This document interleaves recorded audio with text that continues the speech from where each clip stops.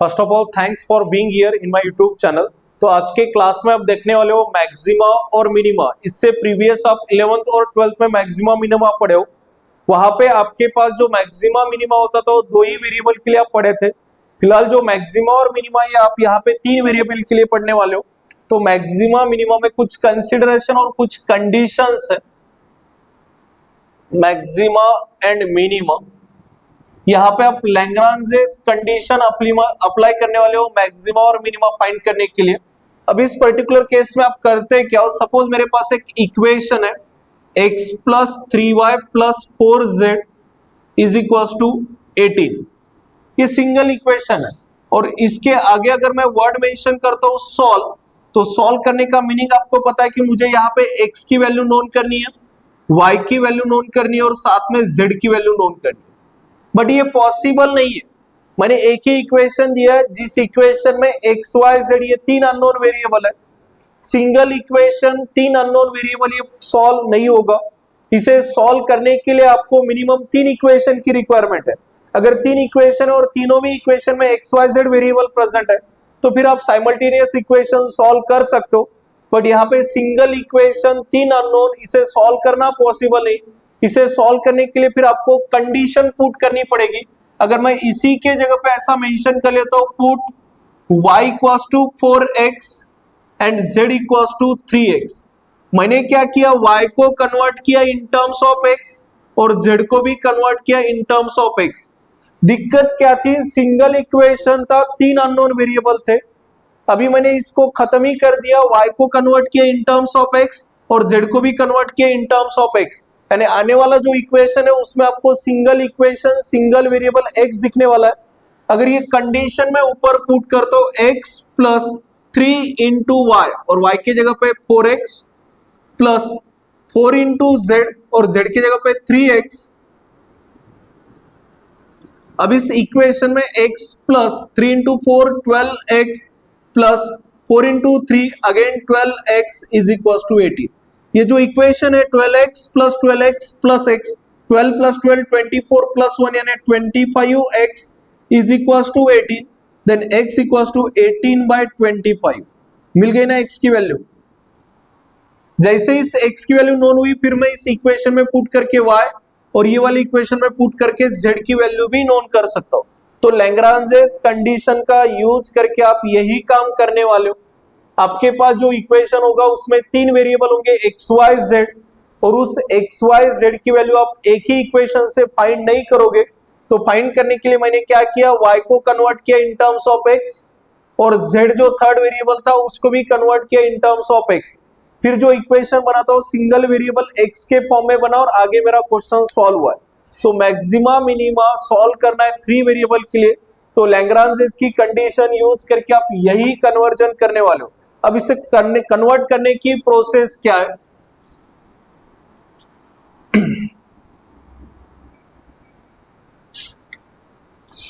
Late मेरा एक consideration है capital F equals to small f of x, y, z plus lambda phi of x, y, z।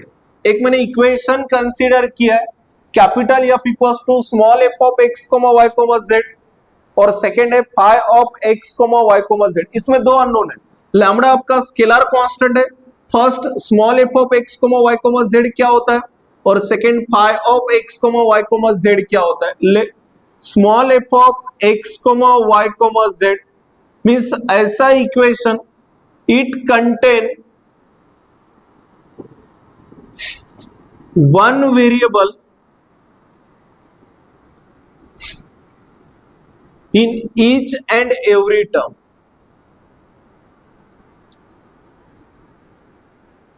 For example small f of x, y, z का meaning होता है आपके given question में से ऐसा इक्वेशन जिसके सभी टर्म में वेरिएबल प्रेजेंट है। For example X cube plus 3x square Y square plus 3x y z plus z cube. First term में भी वेरिएबल है, सेकंड में भी वेरिएबल है, थर्ड टर्म में भी वेरिएबल है और फोर्थ टर्म में भी वेरिएबल। जितने भी टर्म प्रेजेंट है उन सभी टर्म में मिनिमम एक तो भी वेरिएबल प्रेजेंट होना जरूरी है। इन शॉर्ट आप इसे बोल सकते हो कि ऐसा इक्वेशन जिसमें कांस्टेंट नंबर वाली टर्म नहीं, अगर मैं प्लस इसमें 17 करता हूं, इसमें कोई वेरिएबल नहीं है, तो उस समय ये आपका small F of x comma Y comma Z का इक्वेशन नहीं होगा। तो small F of x comma Y comma Z के लिए नेसेसरी रिक्वायरमेंट है आप ऐसा इक्वेशन गिवन क्वेश्चन में से सेलेक्ट करोगे जिसके सभी टर्म में वेरिएबल प्रेजेंट है। कौन सा वेरिएबल प्रेजेंट है उससे लेना देना नहीं है, एक्स वाई जेड इन तीनों में से कोई एक वेरिएबल प्रेजेंट होना कंपलसरी है। तो आपके क्वेश्चन में दो इक्वेशंस होंगे, उसमें से पहला इक्वेशन जिसके सभी टर्म में वेरिएबल प्रेजेंट है वो होगा आपका small F of x comma Y comma z, और फिर बचता है आपका phi of x comma Y comma z. तो phi of x, y, z means it contain at least one term constant, यानी इसमें एक ऐसी टर्म होनी चाहिए जो कांस्टेंट टर्म है। ऊपर वाले एग्जांपल को मैं नीचे ले लेता हूं। For example X cube plus 3x square Y plus 3x Y Z plus Z cube plus 19, दोनों में डिफरेंस क्या है? इसके सभी टर्म में वेरिएबल था, but phi of x comma Y comma Z के लिए आपको ऐसा इक्वेशन देखना है जिसके मिनिमम एक टर्म विदाउट वेरिएबल वाली है। विदाउट वेरिएबल वाली मीन्स कांस्टेंट नंबर वाली टर्म है।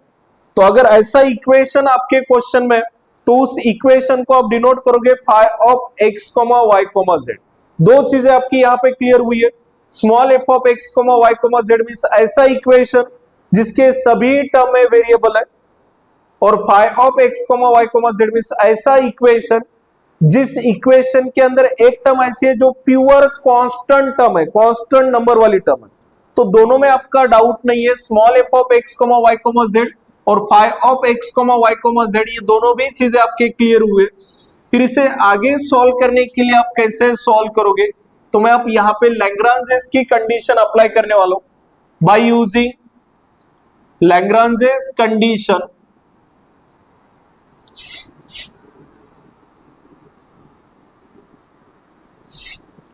For maximum and minimum value, for maximum and minimum value. तो इसकी फर्स्ट कंडीशन है del capital F upon del X is equals to 0। First condition आप apply करोगे del capital F upon del X. आपका equation ही है capital F, उस capital F का मैं partially with respect to X कर रहा हूं। Partially with respect to X का मीनिंग है कि y और z वेरिएबल यहाँ पे कांस्टेंट होने वाले, यानी del F upon del X का जो भी रिजल्ट मिलेगा आप उसे 0 के साथ इक्वेट करोगे, तो उस समय आपको वैल्यू नोन करनी है। Then find value of lambda, यानी जब फर्स्ट कंडीशन अप्लाई करोगे del F upon del X और उसे इक्वेट 0 के साथ करोगे, तब आपका टारगेट होगा वहां से आपको लैम्बडा की वैल्यू नोन करनी है। फिर सेकेंड कंडीशन आप अप्लाई करते हो del F upon del Y is equal to 0। यहां पे partially with respect to y कर रहे हो, तो y की वैल्यू यानी वैल्यू ऑफ y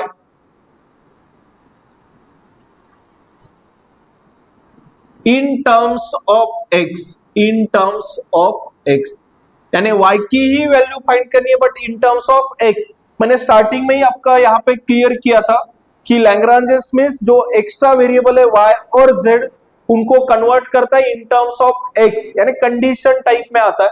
तो यहाँ पे सेकेंड कंडीशन जब अप्लाई करोगे del F upon del Y equals to 0, तो अपना एम है y की वैल्यू नोन करनी है इन टर्म्स ऑफ x, और third and last condition apply करोगे del F upon del z equals to 0, और यहां से वैल्यू नोन करनी है value of z in terms of x।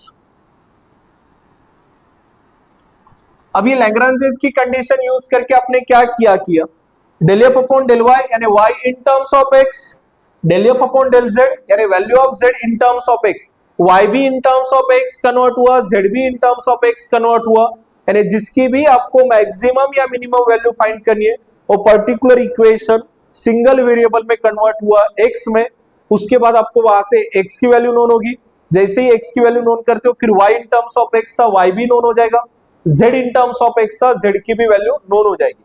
तो ये बेसिक कंसेप्ट था। कोई भी क्वेश्चन को मैक्सिमा मिनिमा यानी मैक्सिमम या मिनिमम वैल्यू फाइंड करनी है बाय यूजिंग लैग्रांजेस कंडीशन, तो उस समय आपको सबसे पहले इक्वेशन डिराइव करना है, capital F equals to small f of x, y, z plus lambda phi of x, y, z।